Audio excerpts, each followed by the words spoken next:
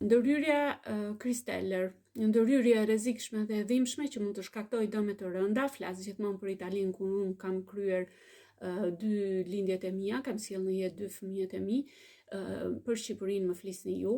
Nëse vazhdon të vjet në jetë ende kjo lloj praktike, quhet ndërhyrja Kristeller, e cila mes të tjerash është ndaluar në shumë shtete.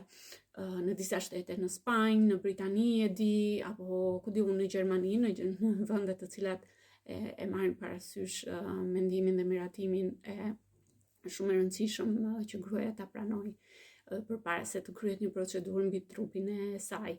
Por në Shqipëri ndoshta më shkruani ju, sepse ka marrë komente nga nëna, por gjatë viteve ndoshta mund vazhdon të praktikohet ose jo. Do t'ju lutesha që të na njoftonit edhe për gjendjen atje. Pra, pa marrë miratimin e nënës, pa shpjeguar pasojat dhe informacionet, dhe ç'është më e keqja, më e rënda që nuk lën asnjë gjurmë nëse kjo praktik bëhet mbi trupin e nënës në momentin kur vjen në jetë. Më e rënda që mund bëhet është të mos lihet gjurmë në dokumentat zyrtar, gjë që për mua është e papranueshme, prandaj vendosa të them diçka edhe mbi këtë.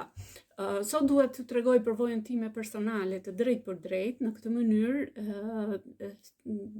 gjatë lindjes së fëmijës tim të parë, sidomos, kjo sepse për mua është themeli që çdo grua të di se për çfarë bëhet fjalë, sepse ka shumë nëna për fat të keq, të cilat kanë pësuar edhe foshnja, gjithashtu foshnjat sidomos, kanë pësuar dëme të pakthyeshme, sepse tashmë kjo praktik duhet të ishte e jashtëligjshme ose të paktën të kishte një mundësi zgjedhje të vetëdijshme.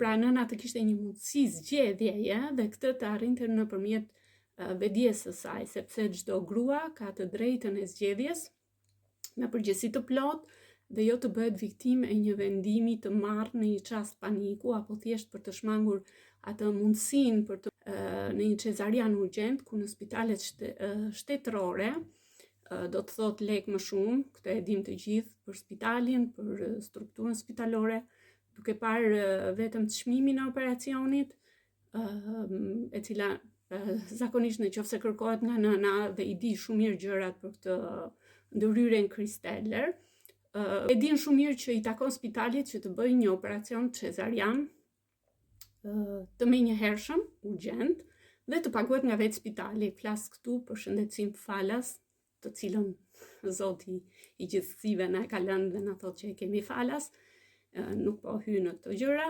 Në videot e tjera do të flasim për ndërhyrjen Kristeller dhe çmimin e operacionit, pasojat mbi jetë, gjithçka që vihet re, shihet vetëm leku dhe nuk shihen pasojat mbi jetën dhe shëndetin e foshnjave tona të poshtalindura, si dhe të tonin si nëna, të reja, si gra, sa e shikojnë këto spitale. Do të merremi këto ditë me këto video.